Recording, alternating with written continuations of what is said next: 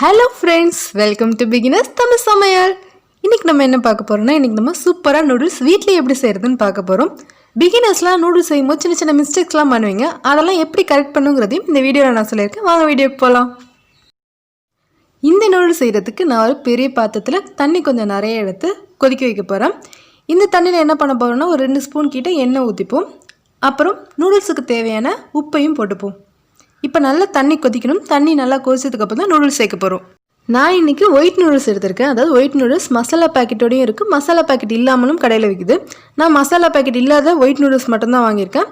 இது வந்து 45லேருந்து 50 ரூபீஸ் வரைக்கும் இருக்கும். மசாலா பேக்கெட்டோட அப்படின்னா 60 ரூபீஸ் கிட்ட விற்குது. இப்போ பாருங்கள், தண்ணி நல்லா கொதிக்குது. தண்ணி கொதிக்கும் போது நம்ம நூடுல்ஸை கொஞ்சம் கொஞ்சமாக ஆட் பண்ணிவிடுவோம்.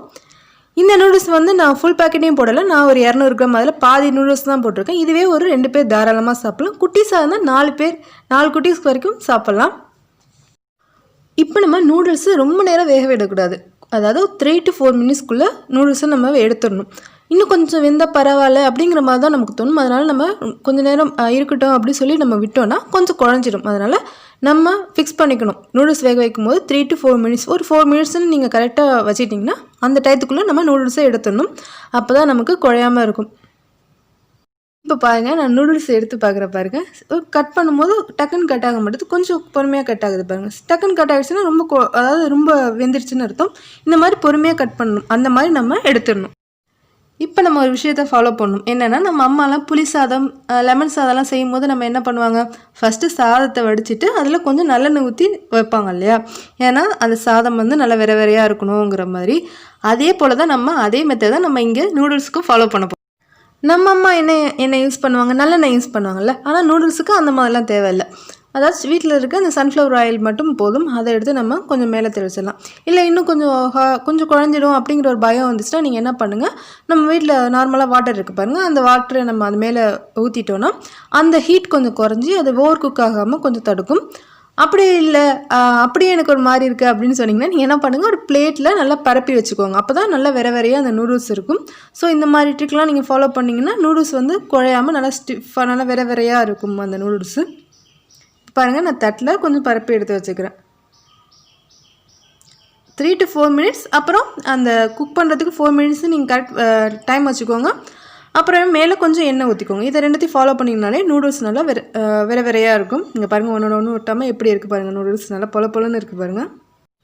நம்ம நூடுல்ஸ் ரெடி பண்ணி வச்சாச்சு. இப்போ பேனை நல்லா ஹீட் பண்ணிப்போம். நல்லா சூடானதுக்கப்புறம் அதில் ஒரு 2-3 ஸ்பூன் எண்ணெய் ஊற்றிப்போம்.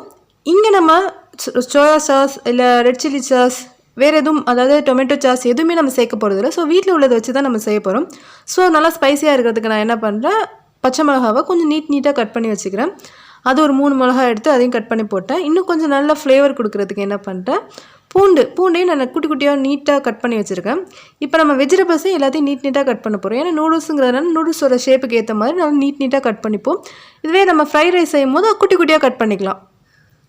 இப்போ நான் ஒரு ஆனியனையும் எடுத்து போட்டிருக்கேன். இந்த காய்க்கெலாம் நமக்கு எதுவும் மெஷர்மெண்ட் கிடையாது. நமக்கு எந்த காய் ரொம்ப பிடிக்குமோ அதை கொஞ்சம் கூடவோ இல்லை கொஞ்சம் குறைச்சிக்கவோ செய்யலாம். இப்போ நான் கேரட் போட்டிருக்கேன், பீன்ஸையும் போட போகிறேன், முட்டைக்கோஸ் சேர்த்துக்க போகிறேன். எல்லாமே நான் எப்படி கட் பண்ணியிருக்கேன், நீட்டாக தான் கட் பண்ணியிருக்கேன். இந்த காயெல்லாம் ரொம்ப நேரம் குக் பண்ணக்கூடாது. அதாவது 70 to 80% குக் பண்ணால் போதும். அப்போ தான் அந்த நம்ம நூடுல்ஸ் சாப்பிடும்போது அந்த க்ரன்ச்சி அப்படியே நல்லாயிருக்கும். அந்த காயெல்லாம் சாப்பிடும்போது இல்லைன்னா ரொம்ப சாஃப்டாக போயிடும். நான் குடமிளகாய் மட்டும் லாஸ்ட்டாக சேர்க்குறேன். அந்த குடமிளகாய் எப்படின்னா, ஃபஸ்ட்டே சேர்த்தோன்னா இன்னும் கொஞ்சம் ரொம்ப சாஃப்டாகிடும். அதனால் இது கொஞ்சம் நம்ம வதக்குனதுக்கப்புறம் லாஸ்ட்டாக நம்ம அந்த குடமிளகாய் சேர்ப்போம். இந்த காயெல்லாம் நம்ம வதக்கும் போது இன்னொன்று நம்ம கரெக்டாக ஃபாலோ பண்ணணும். அதாவது 3 மினிட்ஸ்க்குள்ளே இந்த காயெல்லாம் நம்ம வதக்கணும். அதோட அதிகமாக குக் பண்ணோன்னா ரொம்ப ஓவர் குக் ஆகிடும். ஸோ 3 to 4 மினிட்ஸ், ஒரு 3 மினிட்ஸ் வந்து நீங்கள் வச்சுக்கோங்க. நூடுல்ஸுக்கு எப்படி நம்ம டைம் ஃபிக்ஸ் பண்ணி வச்சுக்கிறோமோ அதே போல் இந்த காய்க்கும் வந்து நீங்கள் ஃபிக்ஸ் பண்ணி வச்சுக்கோங்க. அப்போ தான் அந்த காயெல்லாம் நல்லா உங்களுக்கு அந்த கலரும் சேஞ்ச் ஆகாமல் நல்லா க்ரன்ச்சியாக நல்லாயிருக்கும் அந்த காய். ஸோ இதுக்கு தேவையான அளவு நம்ம உப்பு போட்டாச்சு. நூடுல்ஸுக்கும் நம்ம உப்பு போட்டிருக்கோம். ஸோ உங்களுக்கு தேவைன்னா மட்டும் உப்பு போட்டுக்கோங்க ஃபைனலாக. இப்போ லாஸ்ட்டாக நான் குடமிளகாவையும் சேர்த்துட்டேன். அதையும் நம்ம கொஞ்சம் வதக்கிப்போம். இப்போ இந்த காய்க்கு தகுந்த மாதிரி கொஞ்சம் மிளகுத்தூள் போட்டு நம்ம கலந்துப்போம். இப்போ அந்த காயெல்லாம் பாருங்கள், கொஞ்சம் தான் வெந்திருக்கு, ரொம்ப வேகலை, அப்படி சாஃப்டாக கட் ஆகலை பாருங்கள். இந்த நேரத்தில் நம்ம என்ன பண்ணலாம், உங்களுக்கு இஷ்டம்னா ஒரு 1/2 டீஸ்பூன் சோயா சாஸ் கூட கலந்து விடலாம். ஆனால் நான் சோயா சாஸ் இல்லாமல் தான் பண்ணுறேன். சோயா சாஸ் இல்லாமல் பண்ணாலும் நல்லா டேஸ்ட்டாக தான் இருக்கும். சோயா சாஸ் சேர்த்தா தான் டேஸ்ட் வரும் அப்படிங்கிறதெல்லாம் கிடையாது.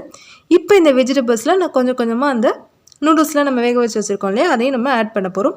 நூடுல்ஸை கிளறும் போது ரொம்ப பார்த்து கிளறணும். ரொம்ப கிளறினீங்கன்னா நூடுல்ஸ்லாம் கொஞ்சம் கட் ஆகிடும். அப்புறம் நீட்டாக அந்த நூடுல்ஸ் நமக்கு கிடைக்காது.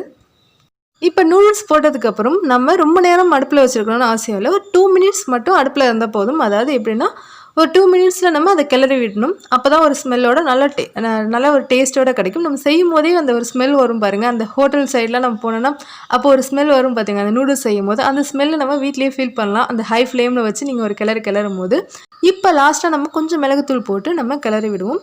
உங்ககிட்ட ஸ்ப்ரிங் ஆனியன் இருந்துச்சுன்னா, வெங்காயத்தலை இருந்துச்சுன்னா நீங்கள் என்ன பண்ணணும், குட்டி குட்டியாக கட் பண்ணி இறக்கும் போது கொஞ்சம் மேலே தூவி விட்டு நீங்கள் சர்வ் பண்ணலாம். நல்லாயிருக்கும். எனக்கு இப்போ கிடைக்காதனால நான் அதை செய்யலை.